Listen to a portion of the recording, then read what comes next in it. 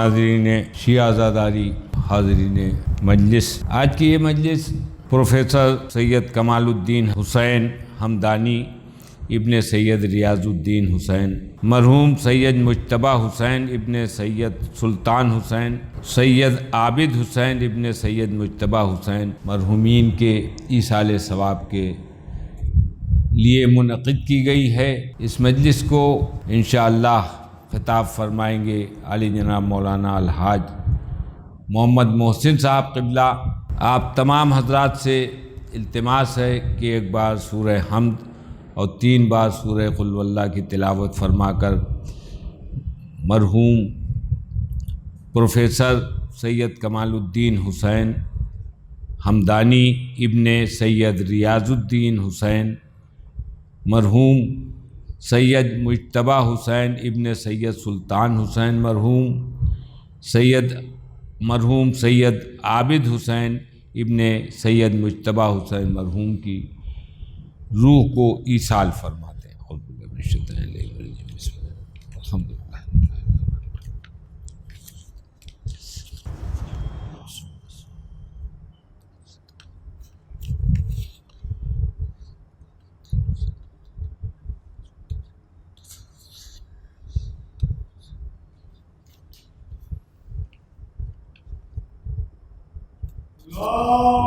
اللہم صلی علی محمد وعلی محمد مجلس کا آغاز تلاوت حدیث قصہ سے ہوگا۔ حدیث قصہ کی تلاوت علی جناب مولوی حیدر علی تابش صاحب اعظمی کریں گے۔ اللہم صلی علی محمد وعلی محمد، اللہم صلی علی محمد وعلی محمد، اللہم صلی علی محمد وآل محمد وعجل فرجهم۔ بسم اللہ الرحمن الرحیم۔ عن جابر بن عبد اللہ الانصاری عن فاطمة الزہرا علیہ السلام بنت رسول اللہ صلی اللہ علیہ وآلہ قال سمعت فاطمة أنها قالت دخل علي أبي رسول الله في بعض الأيام فقال السلام عليك يا فاطمة، فقلت عليك السلام، قال إني أجد في بدني ضعفا، فقلت له أعدك بالله يا أبتاه من الضعف، فقال يا فاطمة ائتيني بالكساء اليماني فغطيني به، فأتيته بالكساء اليماني فغطيته به وصرت أنظر إليه وإذا وجهه يتلألأ كأنه البدر في ليلة تمامه وكماله۔ اللهم صل على فما كانت إلا ساعة وإذا بولدي الحسن قد أقبل وقال السلام عليك يا أمة، فقلت عليك السلام يا قرة عيني وثمرة فؤادي، فقال يا أمه إني أشم عندك رائحة طيبة كأنها رائحة جد رسول الله صلى الله عليه وآله، فقلت نعم إن جدك تحت الكساء، فأقبل الحسن نحو الكساء وقال السلام عليك يا جدة يا رسول الله، أتأذن لي أن أدخل معك تحت الكساء، فقال وعليك السلام يا ولدي ويا صاحب حوضي، قد أذنت لك، فدخل معه تحت الكساء۔ محمد وآل محمد۔ فما كانت إلا ساعة وإذا بولدي الحسين قد أقبل وقال السلام عليك يا أمة، فقلت عليك السلام يا ولدي ويا قرة عيني وثمرة فؤادي، فقال لي يا أمه إني أشم عندك رائحة طيبة كأنها رائحة جد رسول الله صلى الله عليه وآله، فقلت نعم إن جدك وأخاك تحت الكساء، فدنا الحسين نحو الكساء وقال السلام عليك يا جدة، السلام عليك يا من اختاره الله، أتأذن لي أن أكون معكما تحت الكساء، فقال وعليك السلام يا ولدي ويا شافي أمتي، قد أذنت لك، فدخل معهما تحت الكساء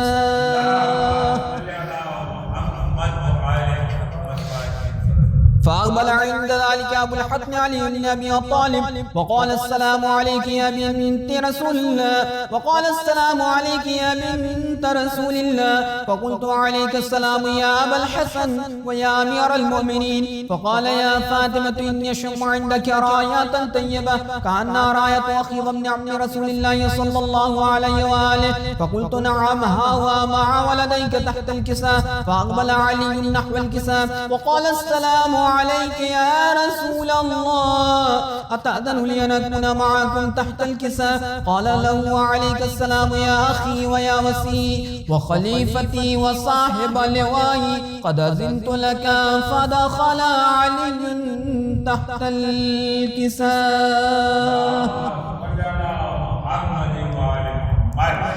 ثم أتيت نحو الكساء وقلت السلام عليك يا أبتاه يا رسول الله، أتأذن لي أن أكون معكم تحت الكساء؟ قال وعليك السلام يا بنتي ويا بضعتي، قد أذنت لك. فدخلت تحت الكساء فلما اطمئن جميعا تحت الكساء أخذ برسول الله وترك الكساء وهم يعبدون للسماء وقال اللهم إن هؤلاء أهل بيتي وخاصتي وحامتي، لحمهم لحمي ودمهم ودمي، يؤلمني ما يؤلمهم ويحزنني ما يحزنهم. أنا حرب لمن حاربهم وسلم لمن سالمهم وعدو لمن عاداهم ومحب لمن أحبهم، إنهم مني وأنا منهم. فاجعل صلواتك وبركاتك ورحمتك وغفرانك ورضوانك علي وعليهم، وأذهب عنهم الرجس وطهرهم تطهيرا.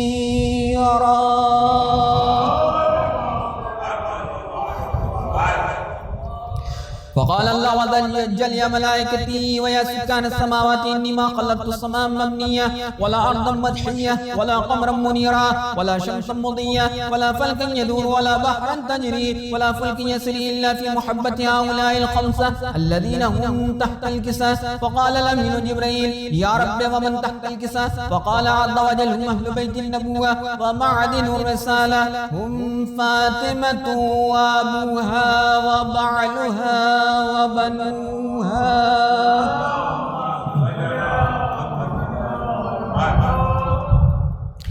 فقال جبريل يا رب أتأذن لي أن أهبط إلى الأرض ليكون معهم ساسة؟ فقال الله نعم قد أذنت لك. فهبط الأمين جبريل وقال السلام عليك يا رسول الله، العلي الأعلى يقرئك السلام ويخطك بالتحية والإكرام ويقول لك وعزتي وجلالي إني ما خلقت السماء مبنية ولا أرضا مدحية ولا قمرا منيرا ولا شمسا مضية ولا فلكا يدور ولا بحر يجري ولا فلكا تسري إلا لأجلكم ومحبتكم، وقد أذن لي أن أدخل معكم فهل تأذن لي يا رسول الله؟ فقال رسول الله عليك السلام يا أمين ولي الله إنه نعم قد أذنت لك. فدخل جبريل معنا تحت الكساء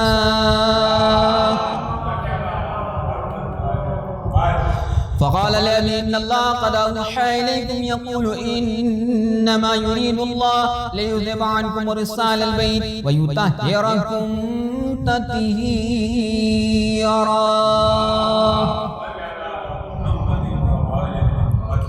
فقال علي لأبي يا رسول الله أخبرني ما لجلوسنا هذا تحت الكساء من الفضل عند الله؟ فقال النبي والذي بعثني بالحق نبيا واصطفاني بالرسالة نجيا ما ذكر خبرنا هذا في محفل ما في ليالي الأرض وفي جمع من شيعتنا ومحبينا إلا ونزلت عليهم الرحمة وحفت بهم الملائكة واستغفرت لهم إلى أن يتفرقوا.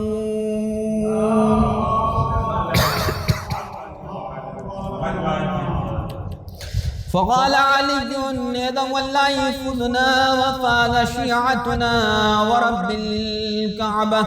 فقال النبي الثانية يا علي والذي بعثني بالحق نبيا واصطفاني بالرسالة نجيا ما ذكر خبرنا هذا في محفل ما في ليالي الأرض وفي جمع من شيعتنا ومحبينا وفيهم مهم إلا وفرج الله همه ولا مغموم إلا وكشف الله غمه ولا طالب حاجة إلا وقضى الله حاجة. فقال علي وذو الله يفوزنا وصعيدنا وكذلك شيعتنا فازوا وصعيدوا في الدنيا والآخرة ورب الكعبة. اللهم صل على محمد وعلى محمد. اللهم صل على محمد وعلى محمد. اللهم صل على محمد وعلى محمد.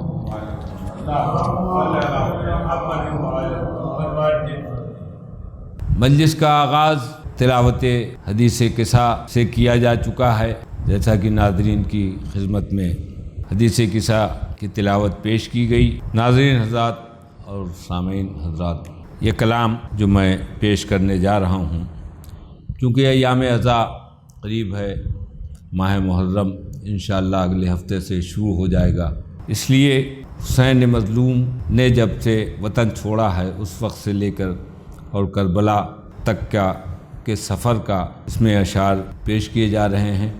آپ حضرات سے گزارش ہے کہ توجہ کے ساتھ سماعت فرمائیں۔ ایک نعرہ صلوات۔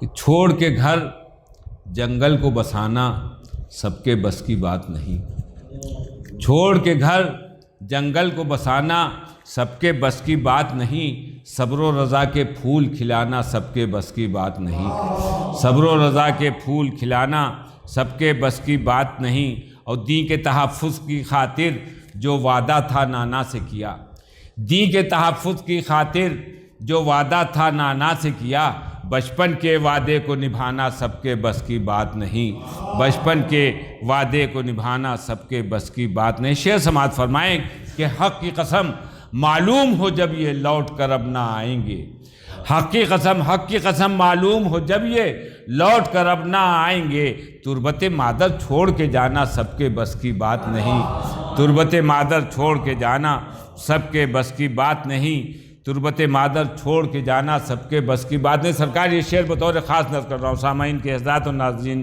حضرات کی خدمت میں بطور خاص کہ سن 61 ہجری سے اب تک ہر لب پر ہے نام حسین، سن 61 ہجری سے اب تک ہر لب پر ہے نام حسین، مر کر بھی زندہ رہ جانا سب کے بس کی بات نہیں، مر کر بھی زندہ رہ جانا سب کے بس کی بات نہیں، سن 61 ہجری سے اب تک ہر لب پر ہے نام حسین، مر کر بھی زندہ رہ جانا سب کے بس کی بات نہیں۔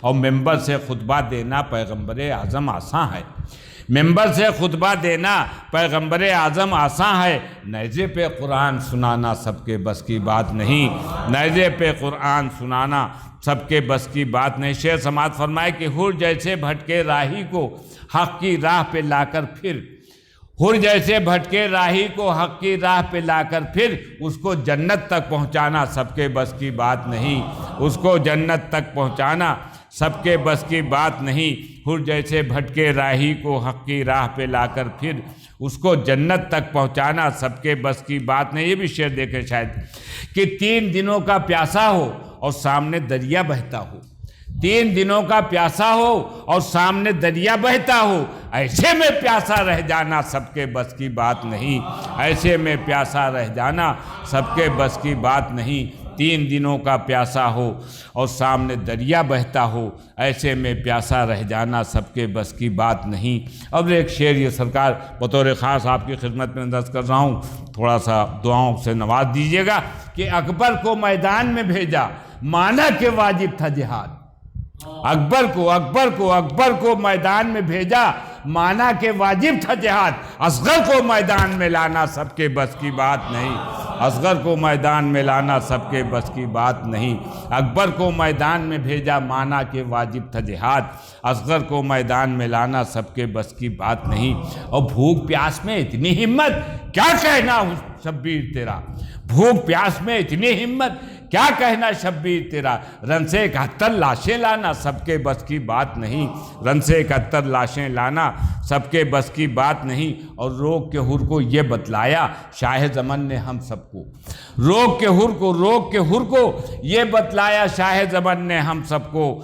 روک کے حر کو یہ بتلایا شاہ زمن نے ہم سب کو، لاش جواں بیٹے کی اٹھانا سب کے بس کی بات نہیں، لاش جواں بیٹے کی اٹھانا سب کے بس کی بات نہیں، تو دین کے لیے پیغمبر اعظم پتھر کھانا ممکن ہے، کند چھری سے گلا کٹانا سب کے بس کی بات نہیں، کند چھری سے گلا کٹانا سب کے بس کی بات نہیں، تو فیض ہے یہ بھی شاہ کے غم کا، شعر لکھے جو تو نے وسیم، فیض ہے یہ بھی شاہ کے غم کا، شعر لکھے جو تو نے وسیم، مدحت شہ میں شعر سنانا سب کے بس کی بات نہیں، مدحت شہ میں شعر سنانا سب کے بس کی بات نہیں، سن 61 ہجری سے اب تک ہر لب پر ہے نام حسین، مر کر بھی زندہ رہ جانا سب کے بس کی بات نہیں، کر بھی زندہ۔ میں گزارش گزار ہوں علی جناب مولانا الحاج محمد محسن صاحب قبلہ کی خدمت میں کہ سرکار تشریف لائیں، ایک نعرہ صلوات اللہم صلی اللہ۔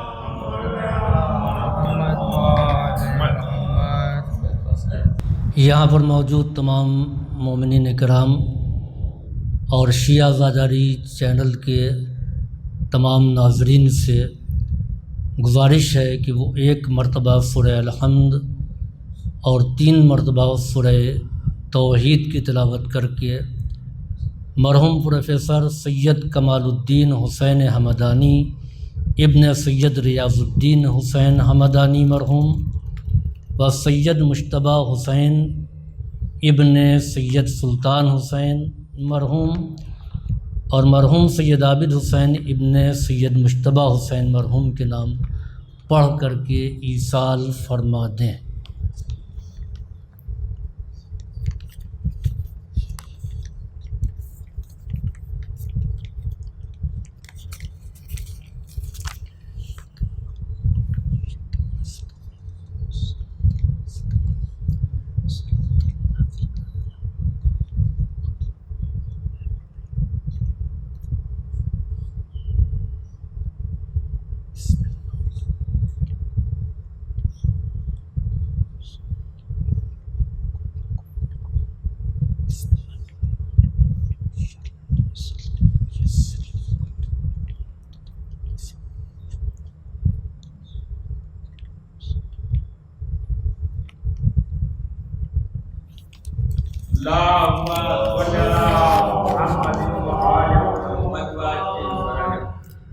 لا حول ولا قوة إلا بالله العلي العظيم أعوذ بالله السميع العليم من الشيطان اللعين الرجيم بسم الله الرحمن الرحيم الحمد لله الذي هدانا لهذا وما كنا لنهتدي لولا أن هدانا الله لقد جاءت رسل ربنا بالحق الصلاة والسلام التحية والإكرام على صاحب الحوض الكوثر والخطبة والمنبر والركن والمشعر والوجه الأنور والخد الأقمر والجبين الأزهر والنسب الأطهر والحسب الأشهر صاحب الفضل والعطاء والجود والسخاء والنور والضياء العبد المؤيد والرسول المسدد مولانا بالقاسم محمد وعلى عطرته الطاهرة وذريته النجباء السعداء لا سيما على بقية الله الأعظم في الأرضين أما بعد فقد قال رب العالمين في كتابه المبين بسم الله الرحمن الرحيم إنني أنا الله لا إله إلا أنا فاعبدني وأقم الصلاة للذكر صلوات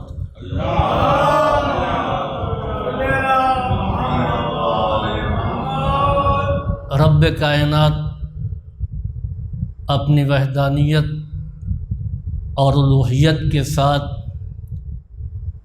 قیام نماز کا حکم دے رہا ہے۔ اننی انا اللہ لا الہ الا انا، میں اللہ ہوں، میں رب ہوں، لا الہ کوئی خدا نہیں ہے، الا انا سوائے میرے، فاعبدنی اور میری عبادت کرو۔ اور وہ عبادت کیسے کرو کہ واقم الصلاۃ لذکری، کہ نماز کو قائم کرو میرے ذکر کے لیے۔ اسلامی عبادات میں جو اہمیت اور حیثیت نماز کی ہے وہ حیثیت دوسری عبادات کی نہیں ہے۔ اس کا اندازہ اس بات سے لگائیں کہ 36 مقامات پر پروردگار عالم نے اپنے بندوں سے نماز کا مطالبہ کیا ہے۔ کسی بھی پیغام کی حیثیت اور اہمیت پیغام دینے والے کی حیثیت سے لگایا جاتا ہے۔ نماز کسی بادشاہ وقت، کسی سلطان عصر، کسی صدر مملکت، کسی حاکم کا پیغام نہیں ہے کہ نماز کی حیثیت کا اندازہ اس کی حکومت کے اعتبار سے، اس کے اقتدار کے اعتبار سے لگایا جائے۔ اس لیے کہ حاکم کے پیغام کی حیثیت اسی وقت ہوگی جب تک اس کی حکومت باقی ہے۔ حکومت ختم ہو گئی تو اس کے پیغام کی حیثیت ختم ہو گئی۔ اسی طریقے سے جب تک حاکم زندہ رہے گا اس وقت تک اس کے حکم کی پابندی ہوگی، اس کے حکم کی اہمیت ہوگی۔ لیکن حاکم ادھر مر گیا تو اس کے حکم کی کوئی حیثیت بھی نہیں رہی۔ نماز رب العالمین کا پیغام ہے، نہ اس کا اقتدار ختم ہونے والا ہے اور نہ اس کی حیات ختم ہونے والی ہے۔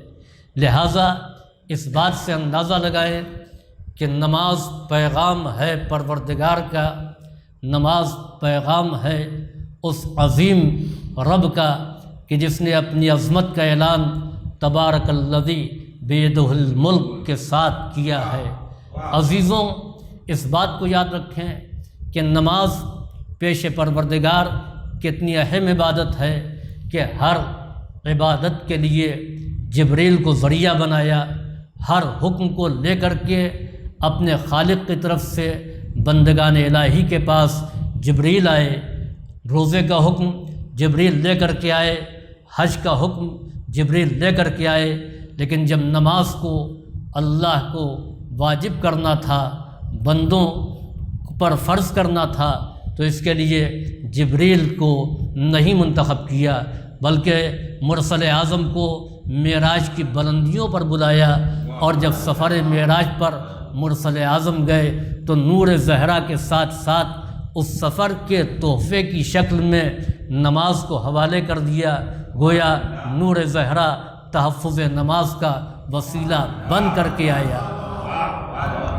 عزیزوں، پیغمبر سفر معراج پر گئے، اتنا طویل سفر نہ اس سے پہلے کسی نے کیا تھا نہ اس کے بعد کوئی ایسا سفر کر چکا ہے۔ نفسیاتی تقاضا یہ ہے کہ جب انسان کسی ملک کا سفر کرتا ہے تو وہاں سے چاہنے والوں کے لیے تحفہ لاتا ہے اور اسی سے محبت کا امتحان بھی ہوتا ہے۔ پیغمبر سفر معراج پر گئے ہوئے تھے، اللہ نے چاہا کہ اپنے حبیب کو خالی ہاتھ نہ واپس کیا جائے، تحفہ دے کر کے رخصت کیا جائے۔ مالک چاہتا تو آب کوثر دے سکتا تھا، مالک چاہتا تو جنت کی نعمتوں کو دے سکتا تھا، وہاں کے میووں کو دے سکتا تھا، لیکن نہ آب کوثر دیا، نہ سلسبیل دیا، نہ جنت کی نعمتوں کو دیا، بلکہ نماز کو تحفے کی شکل میں اپنے حبیب کو عطا کیا۔ یاد رکھیں کہ پیغمبر اگر ایک دور کے لیے نبی ہوتے، ایک زمانے کے لیے نبی ہوتے، ایک جگہ کے لیے نبی ہوتے تو پھر سلسبیل اور کوثر کے پانی کو لاتے، جنت کی نعمتوں کو لاتے، اور پھر اسی علاقے میں تقسیم ہو کر کے وہ نعمتیں ختم ہو جاتی۔ پیغمبر اسلام قیامت تک آنے والے مسلمانوں کے لیے نبی اور رہبر ہیں، لہٰذا تحفہ ایسا ہونا چاہیے جو ہر جگہ کے لیے ہو، ہر زمانے کے لیے ہو، ہر ایک کے لیے ہو۔ یاد رکھیں معراج وہ ہے کہ جو معراج عبدیت بھی ہے، معراج انسانیت بھی ہے، بندگی کی بھی معراج ہے اور عبدیت کی بھی معراج ہے۔ یاد رکھیں جو تحفہ اللہ نے اپنے حبیب کو عطا کیا ہے تو یہ تحفہ وہ ہے کہ جس میں انسانیت کو بھی معراج ہے، عبدیت کو بھی معراج ہے۔ صلوات بھیجیے بر محمد والے محمد۔ تو مسلمانوں کو اس نماز کی قدر کرنا چاہیے کہ یہ نماز تحفہ معراج ہے، اور یاد رکھیں کہ جب تحفے کی قدر کی جاتی ہے تو اس سے بہتر تحفہ دینے والے کی طرف سے دیا جاتا ہے۔ مثلا وسیم بھائی یہاں اس مجلس میں بیٹھے ہوئے ہیں، انہوں نے مجھے کوئی تحفہ لا کر کے دیا، مگر میں نے تحفے کی اتنی ناقدری کی کہ اس کو کھول کر کے بھی نہیں دیکھا، میں نے یہ دیکھنا بھی گوارا نہ کیا کہ یہ کیا لے کر کے آئے ہیں۔ مدتوں گزر گئی، وہ تحفہ ایسے ہی پڑا ہوا تھا۔ یہ ہم سے ملنے کے لیے آئے، انہوں نے اپنے تحفے کو اسی انداز میں دیکھا۔ آپ بتائیں کہ یہ خوش ہوں گے یا رنجیدہ ہوں گے، یہ مسرت کا اظہار کریں گے یا ناراضگی کا اظہار کریں گے؟ دل میں سوچ کر کے یہ واپس ہوں گے کہ ایسے ناقدرے کو کوئی تحفہ نہیں دینا چاہیے۔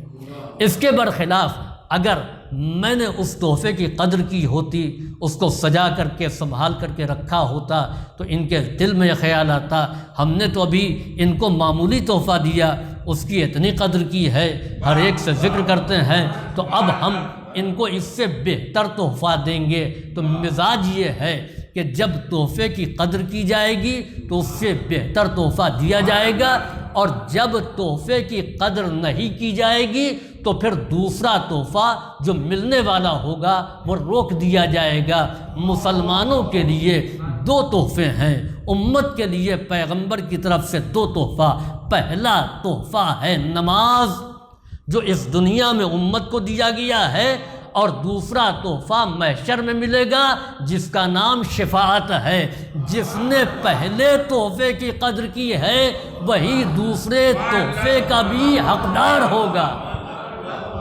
اب سمجھ میں آیا کہ امام جعفر صادق علیہ السلام نے حالت احتضار میں جب دم اکھڑ رہا تھا، جب سانسیں رک رک کے چل رہی تھیں، تو اپنے گھر والوں کو اکٹھا کیا اور کہا یاد رکھنا کہ جس نے نماز کو ہلکا معمولی سبق سمجھا وہ ہماری شفاعت کو نہیں پا سکتا ہے۔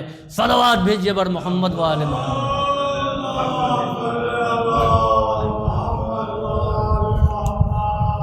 وہ جس نے نماز کو ہلکا سمجھا وہ ہماری شفاعت کو نہیں پا سکتا ہے۔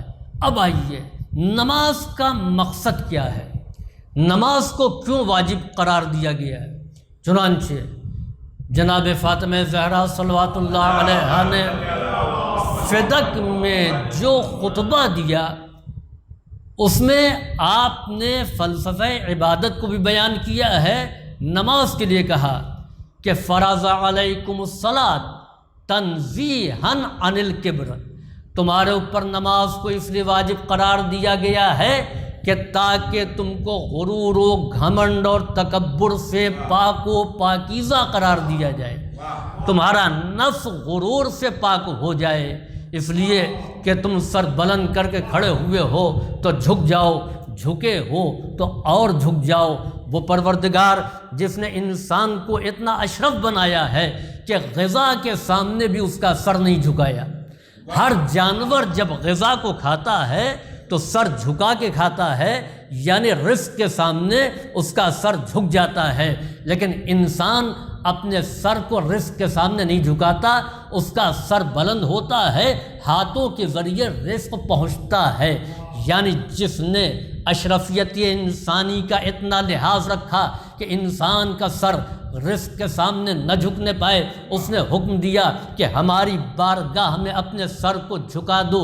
یہی وجہ ہے وہ عرب جو متکبر تھے، وہ عرب جو غرور و گھمنڈ کے عادی تھے، ان کے مزاج پر یہ بار تھا کہ ہمارا غلام ہمارے برابر کھڑا ہو جائے، یا اگر جماعت میں ہم کو پہلی صف میں جگہ نہیں ملی ہے، غلام آگے کھڑا ہو گیا تو ہمارا سر اس کے قدموں کے پاس، یہ ممکن نہیں ہے۔ چنانچہ قبیلہ پیغمبر اسلام کے پاس آیا اور اس نے آ کر کے کہا، اللہ کے رسول ہم آپ پر ایمان لے آئیں گے، آپ جتنی باتوں کا حکم دیں گے ہم ان تمام باتوں کو مانیں گے، ہم روزہ بھی رکھیں گے، ہم حج بھی کریں گے، ہم زکوٰۃ بھی دیں گے، ہم جہاد بھی کریں گے، ہم نیکیاں بھی کریں گے، اور ہم جھوٹ بھی نہیں بولیں گے، برائیوں سے بچے بھی رہیں گے، اپنے آپ کو فحشا سے بچائیں گے۔ لیکن ایک چیز ایسی ہے کہ جو میرے مزاج پر بار ہے، ہم اس کو قبول کرنے کے لیے تیار نہیں ہیں۔ پیغمبر نے پوچھا وہ کیا؟ کہا نماز۔ کہا کیوں؟ کہا یہ ممکن نہیں ہے کہ ہمارا غلام ہمارے برابر کھڑا ہو جائے، ہمارا سر اس کے قدم کے پاس ہو، کہ جو قبیلے میں ہم سے کمتر حیثیت کا ہو، یہ ہم کو برداشت نہیں ہے۔ اگر پیغمبر عام سیاسی رہبروں کی طرح ہوتے تو ابھی ضرورت ہے جتنا مان رہا اتنا مان لے، بعد میں ہم نماز منوا ہی لیں گے۔ نہیں، پیغمبر نے کہا مجھے تمہارا ایسا دین نہیں چاہیے جس میں نماز شامل نہیں ہے۔ تو اب انسان یہ سوچے کہ ہم لاکھ نیکیاں کرتے ہیں، لاکھ کار خیر کرتے ہیں، جب پیغمبر نے اس دین کو اس زمانے میں رد کر دیا، جب پیغمبر کو لوگوں کی مدد کی ضرورت تھی، کہا نماز کے بغیر تمہارا دین قبول نہیں ہے، تو پھر ہمارے کار خیر کی حیثیت نماز کے بغیر کیا ہوگی؟ یہی وجہ ہے کہ اعلان ہوا کہ اگر نماز قبول ہے تو سارے اعمال قبول ہو جائیں گے، نماز کو رد کر دیا گیا تو سارے اعمال رد ہو جائیں گے۔ صلوات بھیجیے بر محمد والے۔ دوسرے اس کا اثر کیا ہے؟ ان الصلاۃ تنہا عن الفحشاء والمنکر، نماز برائیوں سے روکتی ہے، نماز منکرات سے روکتی ہے۔ اس کے معنی یہ ہے اگر نمازی ہے تو جھوٹا نہیں ہے، نمازی ہے تو بے ایمان نہیں ہے، نمازی ہے تو دھوکے باز نہیں ہے، نمازی ہے تو غیبت کرنے والا نہیں ہے، نمازی ہے تو کسی کو ستانے والا نہیں ہے۔ لیکن ہم یہ دیکھتے ہیں کہ نماز کے ساتھ ہزار عیب بھی پائے جاتے ہیں، نماز کے ساتھ ہزار عیب بھی پائے جاتے ہیں۔ تو ایک طرف اللہ کا یہ اعلان کہ نماز برائیوں سے روکتی ہے، جبکہ ہم یہ دیکھتے ہیں کہ نماز برائیوں سے نہیں روکتی۔ تو اب کیا مسلمان کے اندر اتنی ہمت ہے کہ وہ کہہ دے کہ خدا کا قول غلط ہے؟ نماز میں اتنا دم نہیں ہے کہ نماز برائیوں سے روکتی ہے؟ یہ ہے ہمت؟ کوئی مسلمان یہ کہنے کو تیار نہیں، اس لیے کہ جب خدا نے کہا ہے تو ماننا پڑے گا۔ جب خدا نے کہا ماننا پڑے گا تو پھر یہ برائیوں سے نمازی رک کیوں نہیں رہا ہے؟ تو اس کے معنی یہ ہیں کہ اگر واقعاً نماز ہوتی تو برائیوں سے رکتا، اگر نماز کے ساتھ برائیاں ہیں تو سمجھ لے کہ اس نے نماز کی شکل بنائی ہے، نمازی نہیں ہے۔ صلوات بھیجیے بر محمد والے محمد۔ اور اس بات کا اندازہ آپ لگائیں کہ امیر المومنین علی ابن ابی طالب علیہ السلام نے برستے ہوئے تیروں میں، جہاں پر لاشیں تڑپ رہی تھیں، زخمیوں کی چیخ اور پکار سے میدان گونج رہا تھا، اس میں مصلی بچھا دیا۔ مکتب علی کے شاگرد ابن عباس نے کہا، یا علی، کیا ایسے عالم میں بھی نماز پڑھی جائے گی؟ امیر المؤمنین علی ابن ابی طالب نے جواب دیا، انما نقاتل لاقامت الصلاۃ، میں قتال کر رہا ہوں، تلوار چلا رہا ہوں نماز کے قیام کے لیے۔ یہ اعلان کہاں ہے؟ یہ اعلان اگر بدر میں ہوتا، احد میں ہوتا، خندق میں ہوتا، خیبر میں ہوتا تو بات سمجھ میں آتی، اس لیے کہ تلوار ان کے خلاف چل رہی تھی جو نماز کے قائل نہیں تھے، جو نماز نہیں پڑھتے تھے۔ یہ اعلان ہے جنگ صفین میں، جہاں پر دونوں گروہ نماز پڑھتے تھے، لشکر شام بھی اور لشکر عراق بھی۔ ایسے ماحول میں امیر المومنین کہہ رہے ہیں کہ میری جنگ نماز کے قیام کے لیے ہے۔ اور عزیزوں، معصومین علیہ السلام کے معجزات میں سے ایک معجزہ یہ ہے کہ ان کی آواز کو جتنا قریب والا سنتا ہے اتنا ہی دور والا۔ اور اس کی دلیل یہ ہے کہ پیغمبر نے 1.25 لاکھ کے مجمع میں خطبہ دیا۔ آج 1500 کا مجمع ہوتا ہے تو لاؤڈ اسپیکر لگتا ہے، اس زمانے میں کوئی لاؤڈ اسپیکر نہیں تھا، بند کمرہ نہیں تھا کہ آواز گونج رہی ہو، چٹیل میدان، 1.25 لاکھ کا مجمع کتنی دور تک رہا ہوگا۔ ہم نے روایت میں یہ تو دیکھا کہ بہت سے لوگوں نے یہ کہا کہ ہم اعلان غدیر بھول گئے ہیں، لیکن کوئی ایک ایسا راوی یا صحابی نہیں ملا جو یہ کہتا کہ ہم بہت دور تھے، ہم نے آواز پیغمبر نہیں سنی، تو سب نے اعلان غدیر سنا۔ یہ معجزہ ہے۔ اب کوئی یہ نہ کہے کہ احد میں ہم بہت دور چلے گئے تھے، پیغمبر نے صدا دی ہم نے نہیں سنی۔ نہیں، پیغمبر کی آواز سب نے سنی۔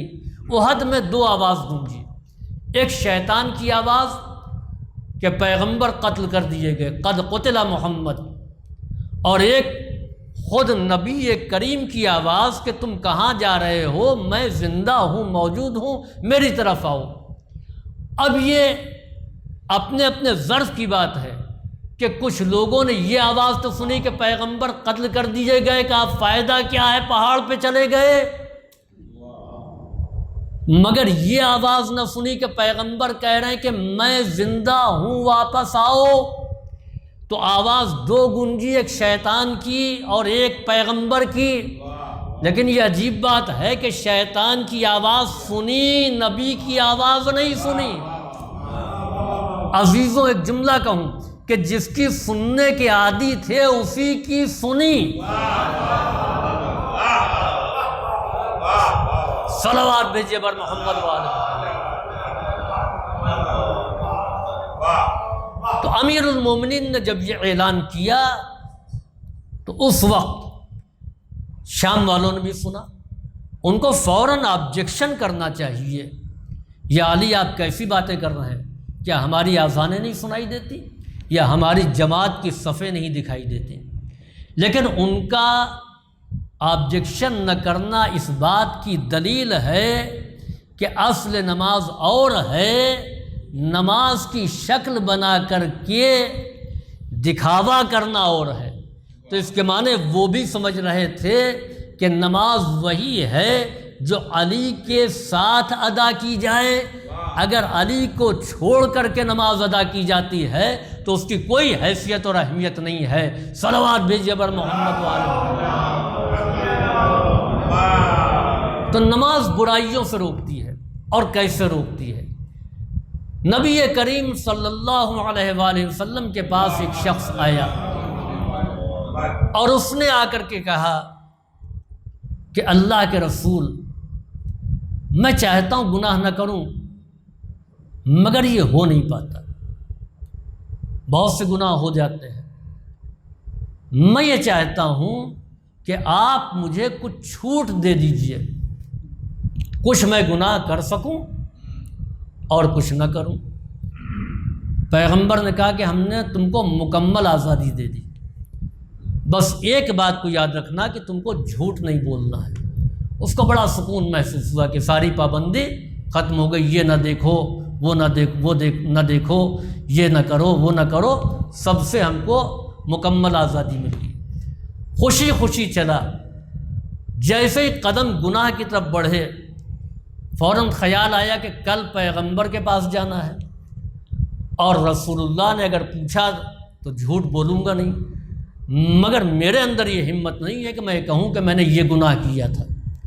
نتیجہ یہ ہوا کہ جب جب گناہ کا خیال آیا فوراً رسول کی بارگاہ میں حاضر ہونے کا خیال بھی ذہن میں آیا، اور جیسے ہی یہ خیال آیا کہ پیغمبر کی بارگاہ میں جانا ہے فوراً گناہ کرنے سے رک گیا۔ چنانچہ دوسرے دن جب وہ پیغمبر کے پاس آیا اور اس نے کہا یا رسول اللہ، آپ نے کہا تھا اور آپ نے مجھے چھوٹ دی تھی، لیکن میں نے کوئی گناہ اس لیے نہیں کیا کیونکہ مجھے آپ کے پاس آنا تھا اور میرے اندر یہ ہمت نہیں ہے کہ آپ ان گناہوں کو جانیں جو میں نے کیا ہے۔ آدمی سماج سے ڈرتا ہے، معاشرے سے ڈرتا ہے تو گناہ نہیں کرتا، چجائے کہ پیغمبر۔ عزیزوں، پیغمبر کی بارگاہ میں حاضری کے احساس نے اس کو گناہوں سے روک دیا۔ نماز بھی پروردگار کی بارگاہ میں 5 مرتبہ حاضر ہونے کا نام ہے۔ اگر اس حاضری کا احساس ہو جائے کہ ہم کو 5 مرتبہ اپنے پروردگار کی بارگاہ میں حاضر ہونا ہے اور محشر کا حساب و کتاب بھی اسی کے ہاتھوں میں ہے، یہی احساس انسان کو گناہوں سے بچائے گا، یہی احساس انسان کو گناہوں سے روکے گا، اور پھر یہ تصور پیدا ہوگا کہ وہ خدا جو ہم کو تنہائی میں دیکھ کر کے ہماری نمازوں کے اوپر ہم کو ثواب دے رہا ہے، تو وہ تنہائیوں میں سماج سے بچ کر کے جو ہم گناہ کر رہے ہیں تو اس کو بھی دیکھ کر کے ہم کو سزا دے گا۔ صلوات بھیجیے بر محمد وآل محمد۔ یہ احساس پیدا ہو جائے۔ عزیزوں، نماز ہے کیا؟ ہم نماز پڑھتے ہیں لیکن عادت کے اعتبار سے نماز 2 چیزوں کے مجموعے کا نام ہے۔ ایک ہے نیت اور ایک ہے نماز میں اعمال، اذکار، قیام، رکوع، سجود وغیرہ۔ امیر المؤمنین علی بن ابی طالب علیہ السلام مسجد کوفہ میں تھے، ایک شخص آیا اور اس نے جلدی سے نیت کی، اور پھر اس کے بعد میں کب قیام، کب رکوع، کب سجدہ، جلدی جلدی جلدی جلدی اس نے نماز پڑھی اور مسجد سے نکلنے لگا۔ امیر المومنین نے روکا، کہاں جا رہے ہیں؟ تازیانہ آپ کے ہاتھ میں تھا، تازیانہ اٹھا کے ایسے ہی نماز پڑھی جاتی ہے؟ اب جو امیر المومنین کے چہرے کو اس نے دیکھا تو ڈر گیا، یا علی آپ مجھے مارے نہیں، میں پھر سے نماز پڑھ لیتا ہوں۔ اور چنانچہ اس نے دوبارہ نیت کی اور نماز پڑھنے کے لیے کھڑا ہو گیا۔ اب بڑے اطمینان سے قیام بھی ہے، رکوع بھی ہے، سجدہ بھی ہے، نماز تمام کر چکا، اور مولا سے اس نے کہا کہ یا علی اب تو آپ خوش ہیں، یہ نماز یہ والی تو ٹھیک ہے؟ امیر المومنین نے کہا کہ تم نے 2 نماز پڑھی، ایک پہلے پڑھی اور ایک ابھی پڑھی، اگر دیکھا جائے تو پہلے والی اس سے بہتر ہے۔ کہ یا علی پھر آپ نے کیوں مجھ کو زحمت دی؟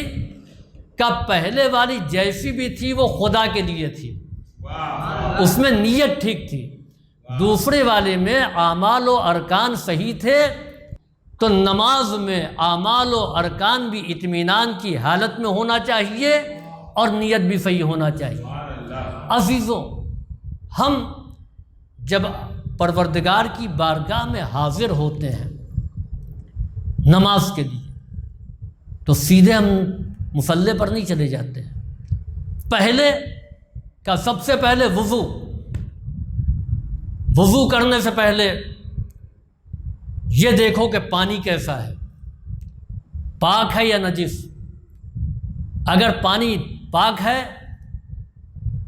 تو بھی وضو مت کرو، یہ دیکھو کہ اس کا استعمال تمہارے لیے جائز ہے یا جائز نہیں ہے۔ یعنی پہلا احساس طہارت کا کہ وضو کرو، طہارت کے بعد یہ احساس کہ پانی پاک ہونا چاہیے۔ جب پانی پاک ہو گیا تو اب یہ احساس کہ یہ ہمارے لیے جائز ہے یا ناجائز ہے۔ اب یہ معلوم ہوا کہ پانی کا استعمال ہمارے لیے جائز ہے، کہ آپ غور کرو کہ جس کو تم پانی سمجھ رہے ہو یہ واقعاً پانی ہے یا نہیں، یعنی تحقیق بھی کرو، یہ کسی اور چیز کو تو نہیں لا کے رکھ دیا گیا ہے۔ اور پھر جب اس کیفیت سے گزر جاؤ تو اب یہ دیکھو کہ تم خود پاک ہو یا نہیں ہو، تمہارا چہرہ پاک ہے یا نجس ہے۔ اگر نجس ہے تو پہلے پاک کرو، ہاتھ اگر نجس ہے تو اس کو پہلے پاک کرو، اور جب تم نے وضو کر لیا، لباس بھی پاک اور پانی بھی پاک، پانی کا استعمال بھی جائز، اب فوراً نماز کے لیے نہیں آ جاؤ، اس کے بعد پھر تم یہ دیکھو کہ نماز کا وقت ہوا ہے یا نہیں ہوا ہے، نماز کا وقت ہوا یا نہیں ہوا ہے، وقت کو دیکھو کہ نماز کا وقت ہوا ہے، اور اس کے لیے تحقیق کرو، اس کے لیے تحقیق کرو وقت کا کہ یہ اوقات نماز میں ہے یا نہیں ہے، اور پھر تحقیق اس انداز میں کرو، یعنی ہم کو نماز پڑھنا ہے تو ہم ظہر کی نماز 10 بجے دن میں نہیں پڑھ سکتے، اس کے لیے بہرحال ہم کو وقت کی تحقیق کرنا پڑے گا۔ چنانچہ دن بھر میں ہم کو 17 رکعت نماز پڑھنا ہے، لیکن ان 17 رکعت نماز پڑھنے میں ہم کو وقت کا پابند بنایا گیا ہے، یعنی کہ ہم جب چاہیں نماز پڑھ لیں۔ عزیزوں، بندوں کو پروردگار عالم نے یہ اختیار نہیں دیا ہے کہ وہ 24 گھنٹے میں جب چاہیں 17 رکعت نماز پڑھ لیں۔ اللہ کو 17 رکعت نمازیں چاہیے، تو ہم 17 رکعت نماز، کسی کے پاس رات میں وقت ہے، کسی کے پاس دوپہر میں وقت ہے، کسی کے پاس جو ہے وہ صبح کا وقت ہے، تو 17 رکعت صبح پڑھ لیا، اب دن بھر کے لیے فرصت ہوگی۔ جس طریقے سے ہم حکومت کو ٹیکس دیتے ہیں، حکومت نے ہم کو یہ اختیار دیا ہے کہ چاہے ہم اکٹھا ٹیکس ادا کر دیں اور چاہے قسطوں میں ادا کر دیں، تو اسی طریقے سے بندوں کو خدا کی طرف سے چھوٹ ملنا چاہیے وقت کے سلسلے میں، کہ چاہے ہم وقت پر نماز پڑھیں یا 17 رکعت اکٹھا نماز پڑھ دیں۔ جس طریقے سے حکومت نے چھوٹ دی ہے ویسے ہی پروردگار کو چھوٹ دینا چاہیے۔ عزیزوں، فرق پہچانیں کہ حکومت نے چھوٹ اس لیے دی ہے کہ اس کو ہمارے ٹیکس کی ضرورت ہے، ہمارے ٹیکس سے حکومت چلتی ہے۔ خدا نے اس سلسلے میں ہم کو اختیار اس لیے نہیں دیا ہے کہ اللہ کو ہماری عبادتوں کی ضرورت نہیں ہے، ہماری عبادتوں کے ذریعے سے اس کی خدائی نہیں چلتی ہے۔ اس نے یہ ہم کو پابند بنا کر کے ثابت کیا ہے کہ نماز خود ہمارے فائدے کے لیے ہے۔ اقم الصلاۃ لذکری، نماز کو قائم کرو ہمارے ذکر کے لیے۔ اگر ہم 17 رکعت ایک وقت میں اکٹھا پڑھ دیں تو یاد رکھیں کہ اگر صبح ہم نے پڑھ لیا تو دوپہر اور شب ہماری یاد خدا سے خالی ہوگی۔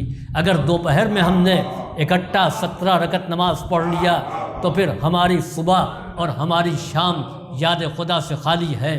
اگر ہم نے رات میں اکٹھا 17 رکعت نمازیں پڑھ لیں تو پھر اس بات کو یاد رکھیں کہ ہمارا دن بھر یاد خدا سے خالی چلا جائے گا۔ کہ ہم نے ہر وقت نماز کو اس لیے رکھا ہے کہ صبح ہو تو ذکر خدا کے ساتھ، دوپہر میں جب آدمی مصروفیت میں ہوتا ہے کہ اس وقت بھی نماز ہے تاکہ مصروفیتیں تم کو ذکر خدا سے غافل نہ کرنے پائیں۔ شام کا وقت انسان تھکا ہارا ہوتا ہے، سستی رہتی ہے، کہا کہ نماز پڑھو تاکہ تم شام کے وقت بھی ذکر خدا سے غافل نہ ہونے پاؤ۔ صلوات بھیجیے بر محمد والے۔ تو ہم کو وقت کا پابند بنایا ہے کہ ہم وقت کا اندازہ کریں، ہم گردش لیل و نہار کو سمجھیں، ہم سورج کے بارے میں واقفیت کو حاصل کریں نماز پڑھنے کے لیے، عبادت کرنے کے لیے۔ اور پھر کہا ایسے ہی نہیں بلکہ تم کو یہ دیکھنا ہے کہ کس سمت نماز پڑھنا ہے۔ ہم جس سمت چاہیں اس سمت نماز نہیں پڑھ سکتے۔ ہم چاہیں تو جس سمت نماز پڑھنا چاہیں نہیں پڑھ سکتے۔ سمتیں کتنی ہیں؟ 4 ہیں۔ ان 4 سمتوں میں سے ہم کو یہ طے کرنا پڑے گا کہ قبلہ کس طرف ہے۔ اور یاد رکھیں کہ جب بھی ہم کسی ایک سمت کی طرف متوجہ ہوں گے تو 3 سمتوں کو چھوڑنا پڑے گا۔ بغیر 3 سمتوں کو چھوڑے ہوئے ایک سمت کی طرف متوجہ نہیں ہو سکتے۔ سمت کو دریافت کرنے کے لیے تم کو قطب نما کا سہارا لینا پڑے گا، تم کو قبلہ نما کا سہارا لینا پڑے گا۔ اگر یہ بھی نہیں ہے تو تم کو ستاروں کا سہارا لینا پڑے گا تاکہ معلوم ہو کہ قبلہ کس طرف ہے، تو اس طرف تم متوجہ ہو تاکہ تم ہماری بارگاہ میں حاضر ہونے کے قابل ہو جاؤ۔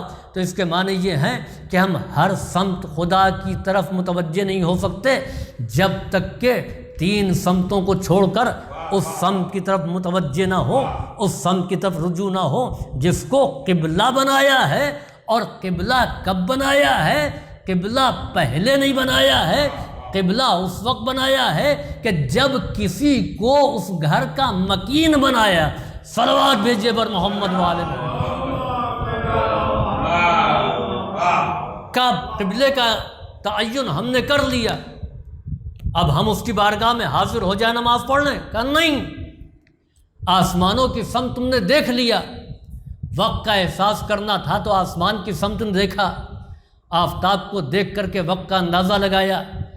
قبلے کو کا اندازہ کرنا تھا تو آسمان کی طرف دیکھا، کا بلندیوں کو دیکھ لیا۔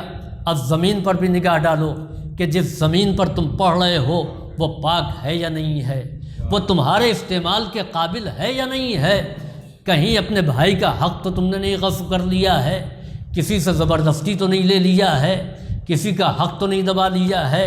اور پھر جب زمین کی طہارت کا اندازہ ہو گیا کہ ابھی فوراً میری بارگاہ میں نہیں حاضر ہو سکتے ہو، اکیلے آنا یہ خود غرضی ہے، تم اور بندوں کو متوجہ کرو، لہٰذا آذان کہو تاکہ دور تک آواز چلی جائے۔ آذان کی ابتدا اللہ کی کبریائی سے ہے، اللہ اکبر سے ہے، اور آذان کی انتہا خدا کی الوہیت کی گواہی سے ہے، لا الہ الا اللہ پر ہے۔ عزیزوں یاد رکھیں کہ صبح کے سناٹے میں جس وقت مؤذن کی آواز سناٹے کو چیرتے ہوئے کانوں سے ٹکراتی ہے، وہ اللہ کی کبریائی کا اعلان کر رہا ہے، اس کی عظمت کا اعلان کر رہا ہے۔ کیا اس کی عظمت کا تصور ذہن میں پیدا ہوا؟ کیا اس کے خوف سے لرزہ طاری ہوا؟ کیا ہم نے اپنے ذہن کو آمادہ کیا؟ کیا ہم اس خدا کی سن رہے ہیں جو اکبر ہے؟ کیا ہم اس خدا کی معرفت رکھتے ہیں کہ جو لا الہ الا اللہ ہے، اس کے سوا کوئی خدا نہیں ہے؟ اگر ہم نے اس آواز کو نظر انداز کر دیا تو اس کے معنی یہ ہیں کہ خدا کو لا الہ کہا ہے، مانا نہیں ہے، اللہ کو اکبر کہا ہے، مانا نہیں ہے۔ اگر نظر انداز کر کے سو گئے تو ہم نے اپنے نفس امارہ کی بات کو سنا ہے، پروردگار کی بات کو نہیں سنا ہے۔ صلوات بھیجیے بر محمد والے کہ اس میں اعلان کرو حی علی الصلاۃ، نماز کی طرف آؤ۔ اگر لوگ نماز کی اہمیت کو نہیں سمجھتے ہیں تو ان سے کہو کہ حی علی الصلاۃ کے بعد حی علی الفلاح، کامیابی کی طرف آؤ۔ اگر نماز سمجھ کے نہیں آتے ہو تو کامیابی سمجھ کر کے آؤ۔ اچھا اگر اس کو تم کامیابی بھی نہیں سمجھتے ہو تو حی علی خیر العمل، سب سے بہترین عمل کی طرف آؤ جو خیر عمل ہے۔ اس طریقے سے دوسرے بندگان خدا کو تم احساس دلاؤ، اور پھر اس کے بعد میں ابھی فوراً میری بارگاہ میں مت حاضر ہو، بلکہ اب آہستہ آہستہ بھی اعلان کرو تاکہ قریب والے سن لیں، اور پھر قریب والے سن ہی نہیں لیں بلکہ یہ بھی ان کو احساس ہو جائے کہ جو تم نے اعلان کیا ہے اس پر عمل بھی کر دیا۔ اسی لیے قامت میں آذان کے کلمات کے علاوہ قد قامت الصلاح کا اضافہ ہے کہ اب نماز قائم ہو چکی ہے۔ اس کے بعد جب تم میری بارگاہ میں آؤ، پروردگار کی بارگاہ میں جب ہم کھڑے ہوں تو یاد رکھیں کہ جب کسی بڑی شخصیت کے سامنے جاتے ہیں تو ادھر ادھر دیکھنا بے ادبی ہے۔ سر جھکا کر کے ادب و احترام سے کھڑے ہوئے کہ تکبیر کہو، اللہ اکبر کہو۔ اب جو اللہ اکبر، اس کے لئے کہا ہاتھوں کو بلند کرو، کہاں تک؟ کانوں تک۔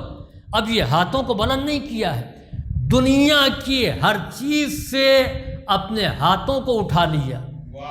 اب کسی کا خیال نہیں ہونا چاہیے، اب کسی کا تصور نہیں ہونا چاہیے، اس کی بارگاہ میں آ گئے اور پھر کہا اللہ اکبر۔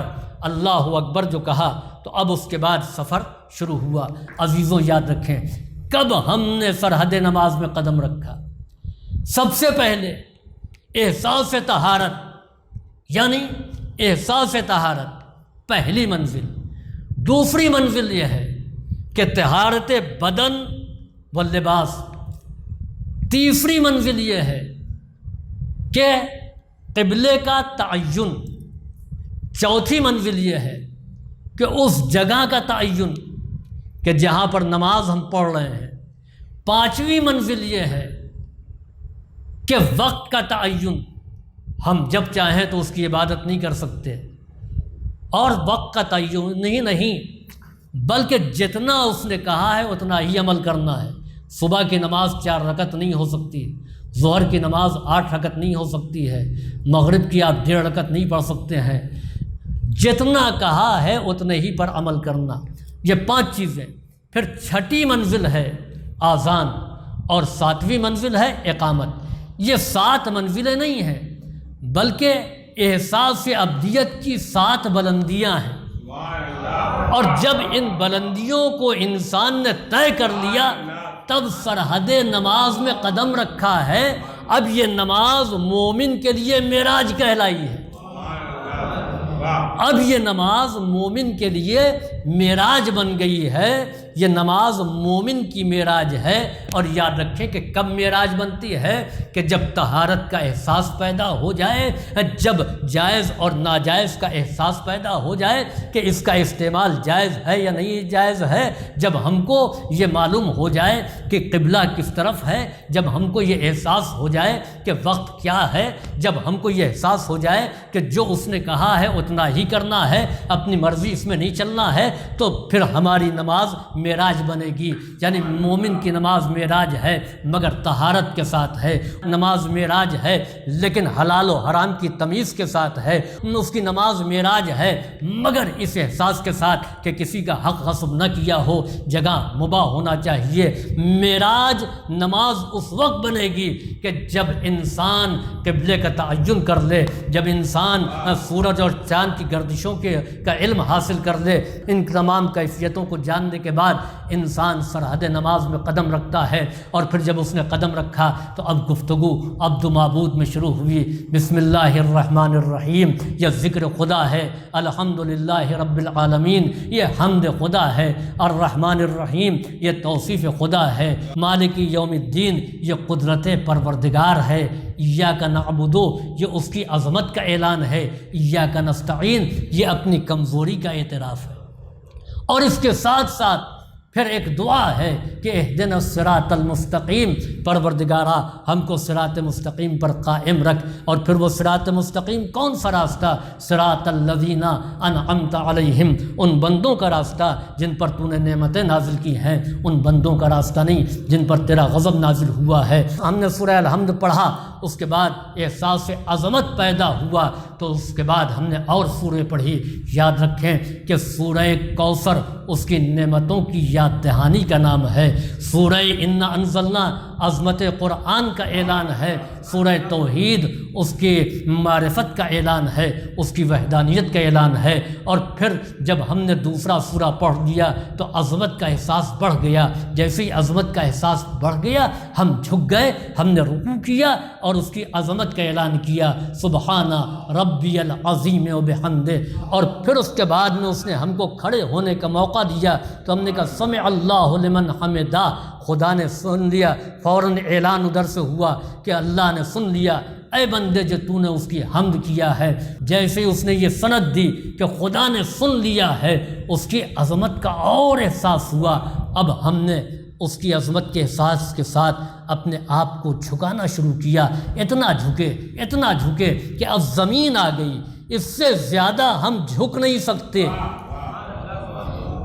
نماز نام ہے تذلل کا، نماز نام ہے عاجزی کا، نماز نام ہے بارگاہ معبود میں آ کر کے اپنے سر کو خاک میں رکھ دینے کا، اور سجدے میں آ کر کے اللہ کی بلندیوں کا اعلان بندے نے کیا، سبحان ربی الاعلی و بحمدہ۔ تو خالق نے آواز دی کہ اے بندے، پست کرنا، اپنے آپ کو جھکانا یہ تیرا کام ہے۔ یعنی سب سے زیادہ پستی کا نام ہے سجدہ، اور سب سے زیادہ بلندی کا نام ہے معراج۔ تو نے اپنے آپ کو میری بارگاہ میں اتنا جھکا دیا کہ اس سے زیادہ جھکنا تیرے لیے ممکن نہیں ہے۔ تو ہم نے اسی جھکنے کو تیرے لیے معراج قرار دے دیا۔ اور عزیزوں، یہ بندوں کی معراج کیا ہے کہ جب نماز جماعت تمام ہوتی ہے تو ایک دوسرے سے ہم مصافحہ کرتے ہیں۔ مصافحہ کیوں کیا جاتا ہے؟ کس لیے کیا جاتا ہے؟ جب پہلی مرتبہ ملاقات ہوتی ہے تو آدمی سلام کرتا ہے اور مصافحہ کرتا ہے، اس کے بعد پھر ہم بیٹھے رہتے ہیں، آپ بیٹھے رہتے ہیں گھنٹوں، کوئی مصافحہ نہیں ہوتا۔ مسجد میں سب آئے، تمام نمازی آئے، سب نے ایک دوسرے سے مصافحہ کیا، سلام کیا، اب تو سب ساتھ ساتھ ہیں۔ نماز جماعت شروع ہوئی، اب جو نماز جماعت شروع ہوئی اس کے بعد جیسے ہی نماز ختم ہوئی، ختم ہونے کے بعد سب نے ایک دوسرے سے مصافحہ کیا۔ بھائی مصافحے کا دستور یہ ہے کہ جب کہیں سے آؤ تو مصافحہ کرو، پہلی مرتبہ ملو تو مصافحہ کرو، لیکن جب ساتھ ساتھ ہیں تو مصافحہ نہیں کیا جاتا ہے۔ نہیں، یہ مصافحے کی تاکید اس بات کی دلیل ہے کہ ہم سب سفر معراج کر کے لوٹے ہیں۔ الصلاۃ معراج المومن، نماز مومن کی معراج ہے۔ بس میں نے اپنی گفتگو کو سمیٹ دیا، اس سے زیادہ دامن وقت میں گنجائش نہیں ہے۔ عزیزوں یاد رکھیں کہ اہل بیت کی عظمتوں کا اندازہ اگر لگانا ہے تو نماز کے ذریعے، اہل بیت کی فضیلتوں کا اندازہ لگانا ہے تو نماز کے ذریعے۔ اگر ہم قیام میں ہیں تو یاد رکھیں کہ یہ قیام ہم کو یاد دلاتا ہے اس قیام کا بھی کہ اس انداز میں قیام کیا گیا کہ پیر سے تیر نکال لیا گیا اور خبر نہیں، تیر برس رہے ہیں، برستے تیروں میں قیام کرنا، یہ کارنامہ اصحاب حسینی کا ہے۔ جب ہم رکوع کا تذکرہ کریں گے تو پھر ساتھ ساتھ اس بات کا بھی ذکر ہوگا کہ ایک بندہ خدا وہ بھی تھا کہ جس نے حالت رکوع میں زکوٰۃ دیا تھا، اللہ نے آئے ولایت کو نازل کیا تھا۔ ایسے بندگان خدا بھی ہیں کہ جو حالت رکوع میں زکوٰۃ دیتے ہیں۔ تو عزیزوں، اہل بیت کی فضیلت کا پروردگار کو اعلان کرنا تھا تو اس نے بھی حالت نماز کا انتخاب کیا۔ اور پھر جب ہم سجدے میں جائیں گے تو یاد رکھیں اس سجدے کو بھی یاد کرنا پڑے گا کہ جس کو پیغمبر نے نواسے کے پشت پر آنے کے بعد تول دیا، اور ساتھ ساتھ یہ سجدہ ہم کو اس سجدے کو بھی یاد دلائے گا کہ جب شمر امام کے اوپر سوار تھا، پیشانی سجدے میں تھی۔ عزیزوں، بہت سے ساجدین کو ہم نے دیکھا، مگر تاریخ میں 2 ساجد ایسے کہ جنہوں نے اس عالم میں سجدہ کیا ہے کہ سر کے اوپر تلوار چلی ہے۔ ایک امیر المومنین مسجد کوفہ میں سجدے میں ہے، ابن ملجم نے وار کیا، اور دوسرے میدان کربلا میں امام حسین علیہ السلام سجدہ آخر میں۔ عزیزوں، مظلوم کربلا نے نماز ظہر اس انداز میں پڑھی کہ سعید اور زہیر نے امام کی نماز کو تمام کرا دیا۔ امام نے سعید اور زہیر کی محافظت میں نماز ظہر پڑھی، اور اس انداز میں نماز ظہر کو پڑھا کہ ایک تیر بھی امام کے مصلی تک نہیں آنے پایا۔ سعید یہ کہتے جا رہے تھے، پروردگارا ان بوڑھی ہڈیوں میں اتنی طاقت دینا، اتنی قوت دینا کہ امام اپنی نماز کو تمام کر لے۔ ادھر امام نے سلام تمام کیا، ادھر سعید نے آواز دی، حل وفیت یا سیدی، اے میرے سید و آقا، کیا میں نے اپنے حق کو وفا کر دیا؟ امام کہتے انت امامی فی الجنہ یا سعید، اے سعید تو جنت میں میرے آگے آگے جائے گا۔ انت امامی فی الجنہ یا سعید، اے سعید تو جنت میں میرے آگے آگے جائے گا۔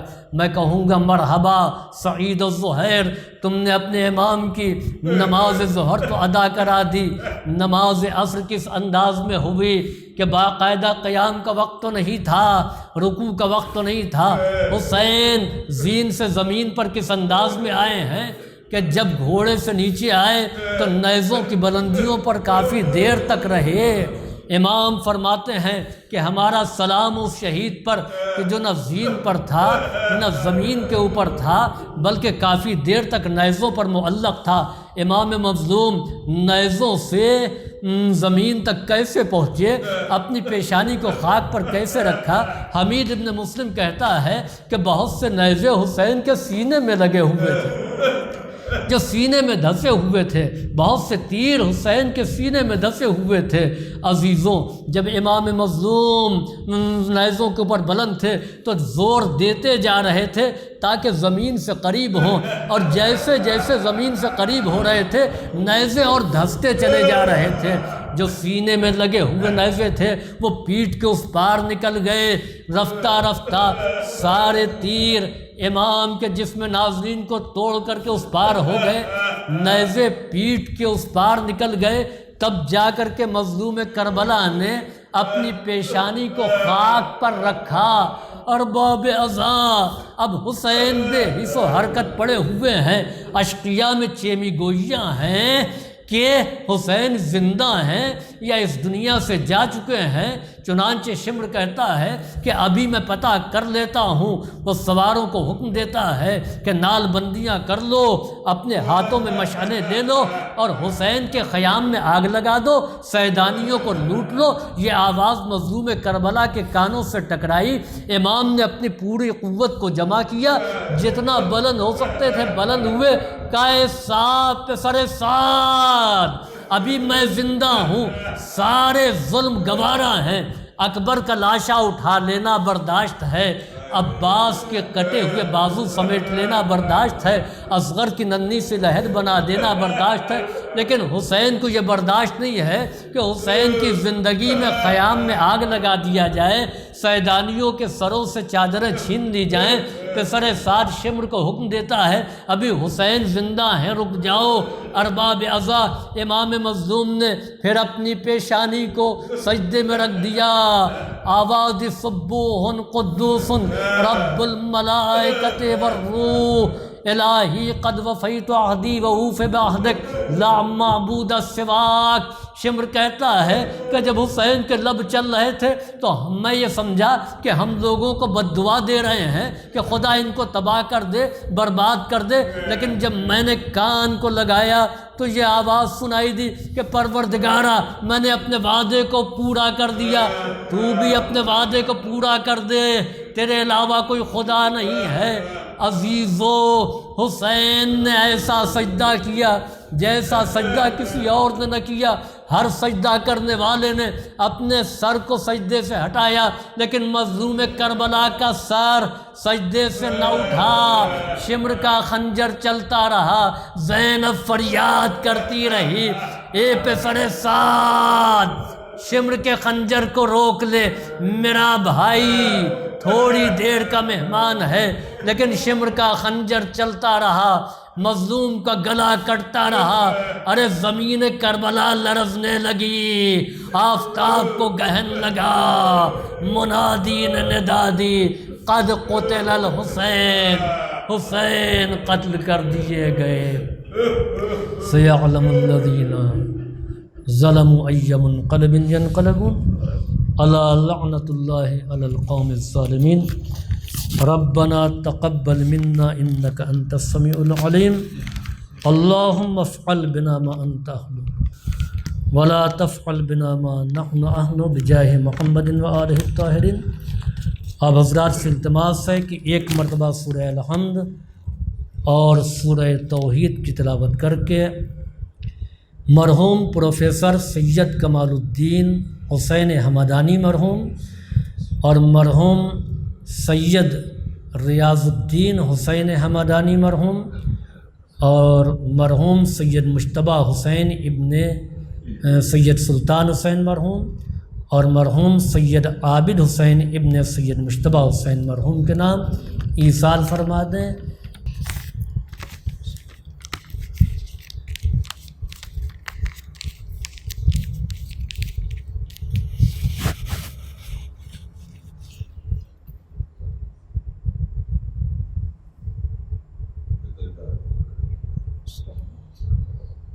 شیعہ زداری، پیغام اہل بیت کو پہنچانے کا راستہ۔